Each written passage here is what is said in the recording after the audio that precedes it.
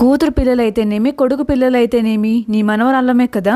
ఫ్యూచర్లో ఆమెకి ఏదైనా అయినా కూడా చూడాల్సింది మేమే. రీసెంట్ గానే మా నాన్నమ్మకి బ్రీతింగ్ ప్రాబ్లం వచ్చి హాస్పిటల్లో ఐసీయూలో పెట్టారు.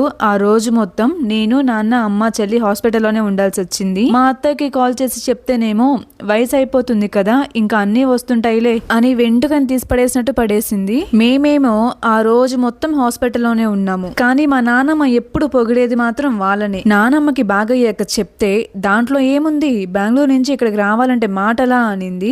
అదేదో అమెరికాలో ఉన్నట్లు. ఇంత జరిగినా ఆమెకి బుద్ధి రాలేదు. మా పైన మనవరాలు అనే ఇష్టం కూడా రాదు. ఇంకా ఇంతే ఈ లైఫ్ కి. నానమ్మలందరికీ ఒకటి చెప్పాలనుకుంటున్నాను, మీ కూతురు పిల్లల మీద మీకు ఇష్టం ఉండొచ్చు, ఫ్యూచర్ లో మీకు ఏదైనా అయినప్పుడు చూసేది మాత్రం కొడుకు పిల్లలే. మీ ఈ బిహేవియర్ తో వాళ్ళకి మాత్రం విసుగు తెప్పించారంటే మీరు ముసలి వాళ్ళు అయినప్పుడు మిమ్మల్ని చూసే వాళ్ళు కూడా ఉండరు. మీరు ఇంతగా అనుకుంటున్నారు కదా కూతురు పిల్లలు అని, ఆ టైంలో వాళ్ళు రాను కూడా రారు. ఇప్పుడు జరిగిందిగా మా విషయంలో ఎలాగో అలానే అవుతుంది అని మన సబ్స్క్రైబర్ మనతో షేర్ చేసుకున్నారు. తన స్టోరీ విన్నాక మీకేమనిపించింది కామెంట్స్ లో చెప్పండి. వాళ్ళ నానమ్మ మనసు మారి వీళ్ళని కూడా బాగా చూసుకోవాలి అని కోరుకుంటున్నాను. అండ్ నానమ్మలు మీ కొడుకు పిల్లల్ని కూడా బాగా చూసుకోండి. అలా చూసుకుంటేనే మీ ఫ్యూచర్ అనేది బాగుంటుంది.